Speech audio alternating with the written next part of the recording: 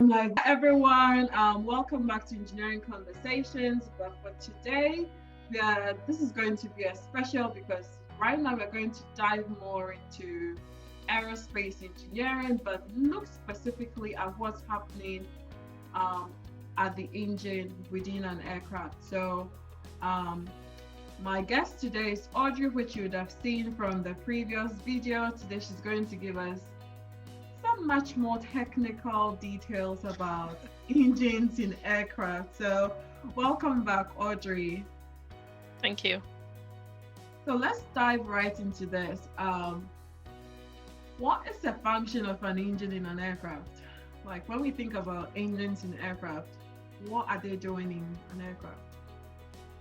Um, the sole purpose of an engine in an aircraft or in any vehicle is to propel whatever it's attached to forward. So if you imagine with the engine behind me, you have them under the wing. So I'm going to use my top as an example, right? So you'd have two engines attached to either side of the wings, and as they spin, what they're doing is they're pushing air backwards, and that air that they're pushing backwards is what propels you forward, basically. So the main function is to propel the aircraft forward. What are some of the basic parts of an engine that we should all know or that we can relate to when we start to think of vehicles, cars? I would say the fan. So a car, for example, at the front you have the grille, and behind that you have a fan. So on an engine, as you can see here, the front is what we would call the fan, and the casing around it is a fan case.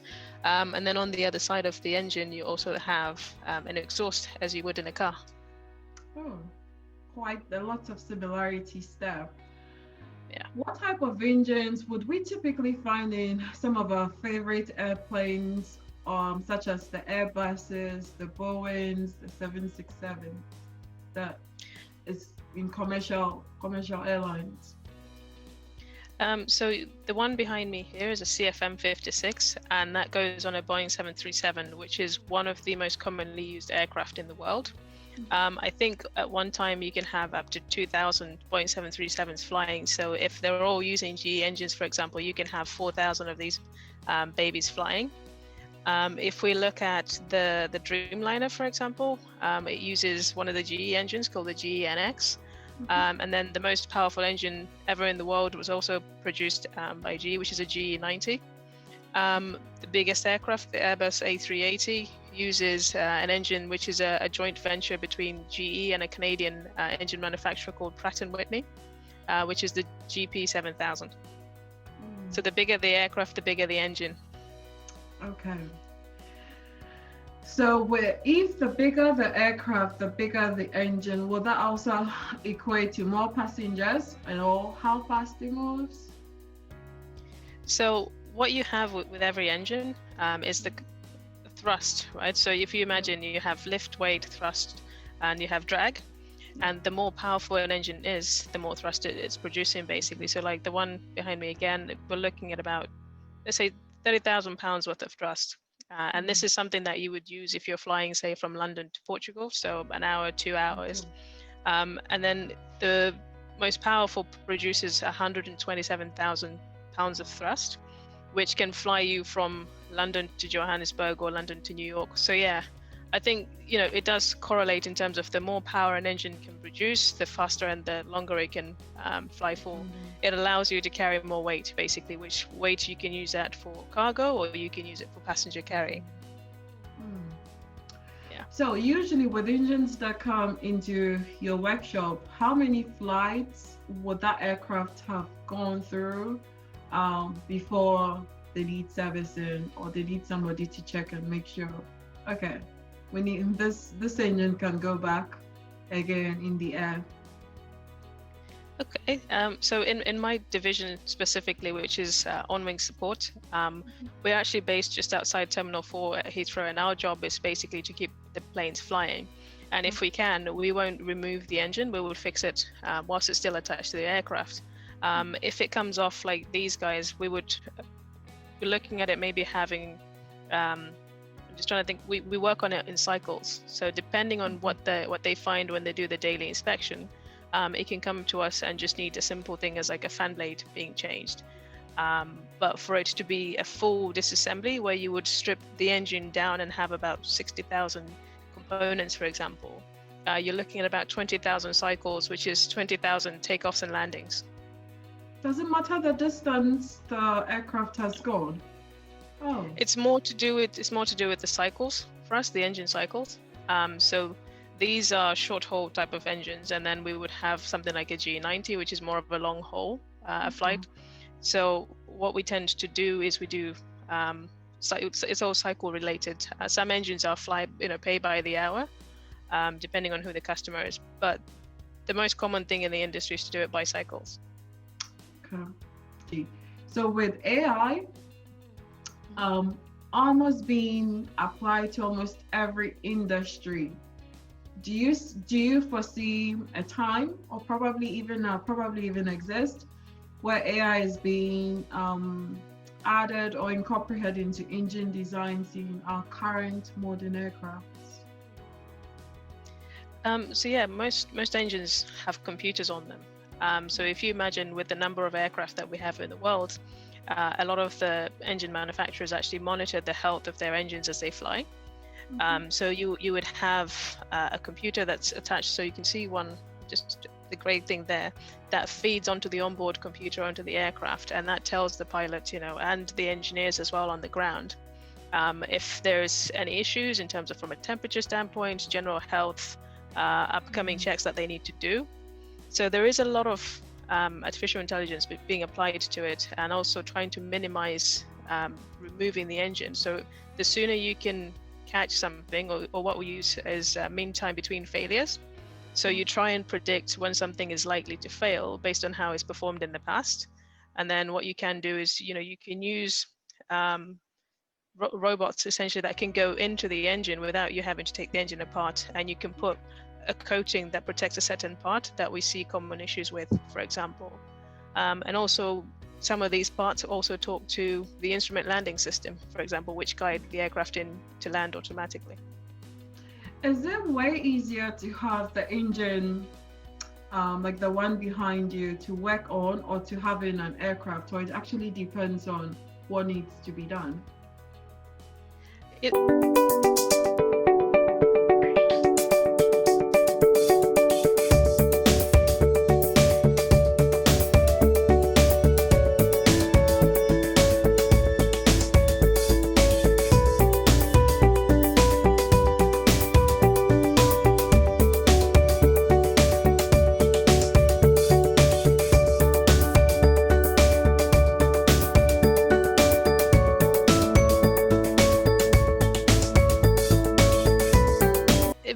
Depends on what needs to be done. Some jobs are 5 minutes whilst it's on wing and you can do it straight away. Other jobs, you have to take the engine off completely. So if you needed to work on the fan case, for example, sometimes you have to remove all the blades because you're working on the inner side of the fan case, which you can't do as easily. And also from a health and safety standpoint, if you're working airside, there's they're live aircraft, and the noise, the environment is not always friendly for you to work on.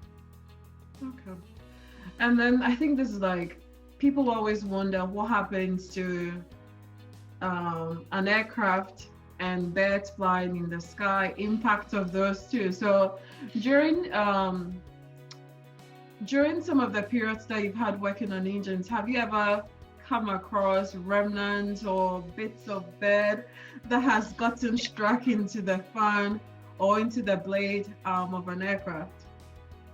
Oh yes, and I'll say you smell it before you see it. Because if you imagine, this thing has been fried, and you have the guts of it being splattered all over. Some bits get cooked inside the engine.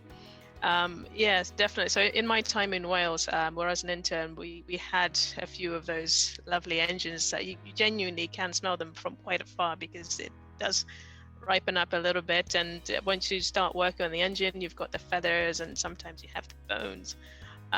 So I won't go too far into detail because some people can be squeamish, but yeah, it's definitely quite interesting. But it's all part of the testing though. That's the beauty of being in this industry, as part of the qualification test, there is a guy who gets paid to throw frozen turkeys through the engine just to see what the destruction will be. So yeah, definitely exciting stuff. That sounds interesting to me. It's a great job. It's a great job. Most airports tend to be really noisy, and I think the general public usually would say it's noise from aircraft. What new technologies are in place to silence these engines to prevent mostly noise pollution in the surrounding areas near airports? So what you tend to find on the engine itself, we have acoustic panels which are designed to absorb the noise itself, and also the material that's used to make some of the components on the engine as well. There's a lot of thought that goes into the composite materials that we're using, which do reduce that noise as well. But in partnership, I suppose, with the engine manufacturers, what the airports try and do as well is they have what's known as noise abatement areas. So on takeoff and on landing, pilots are told these are areas to avoid, or when you're flying over this part of, I don't know, London, for example, you're not to fly over it on full power. So they also alternate in terms of which runway they use. So for us, it's a case of we use material that absorbs that noise, and also we equip the engine with, as I say, acoustic panels and all the material that goes in to try and reduce that noise. And what you'll find with the new technologies coming out, hopefully that just gets better and better as we get more understanding of the materials available to us. Very good. So my last sets of questions. What is your favorite aircraft engine? This guy. This is the first. Yeah, so this is a CFM 56-7B.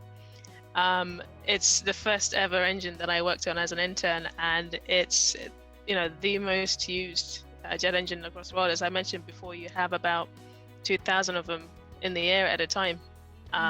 It's reliable, and it's just, I don't know, when I first got my hands on an engine, this was it basically. And to see it, I've seen it go from the full engine being built all the way to piece parts that you can hold in your hands, and then you see it being built back up again and being tested, and off it goes to fly.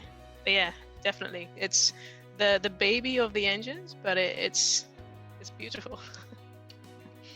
What's your favorite part of the plane? I know you're a pilot, so you probably get the best views. So as a passenger. Oh, as a passenger, I always like to sit just behind the wing.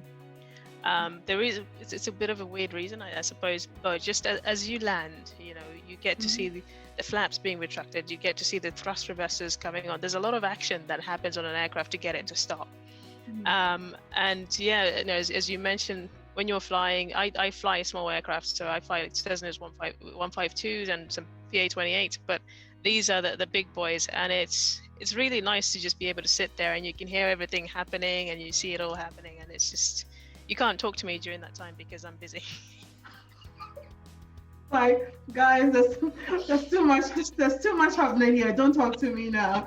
Quick question: do you prefer landing or when you're taking off? Interesting. I think takeoffs, because I feel like landings take too long. And the one aircraft that I particularly enjoy takeoff in is the A380, because I feel that aircraft defies all the rules. Right? It's a big boy, and somehow it just takes off. It's the slowest takeoff you ever experience, but once it's up in the air, it's phenomenal. It definitely take off. I think I also prefer takeoffs. I think that's when you find me giddy. Like it's like it's like you're a 7-year-old and it's like your first time on an aircraft. That's me during takeoff. It's like, exactly. Please don't talk. That's my don't talk to me moment.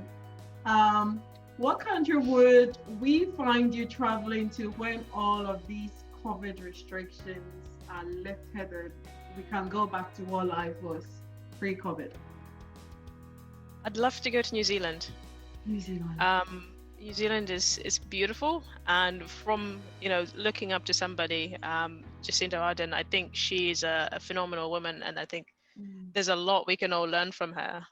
So I'd love to go and see firsthand what she's doing, as well as just to enjoy and take in what the country has to offer. Definitely. New Zealand it is. Thank you, Audrey, once again for giving us an Thank you. in-depth talk about engines. And next time I think I'm on a flight, I think I'm going to be more inquisitive. I'll be asking, I'll be looking for more things than my usual when I'm on an aircraft. So thank you so much for sharing with us. Thank you. And we do appreciate your time. Thank you, Sophia. Thank you for having me. And if anyone wants to reach out, if I can do anything to help, please feel free to contact Sophia. Okay, I'll do that. Thank you very much. No problem.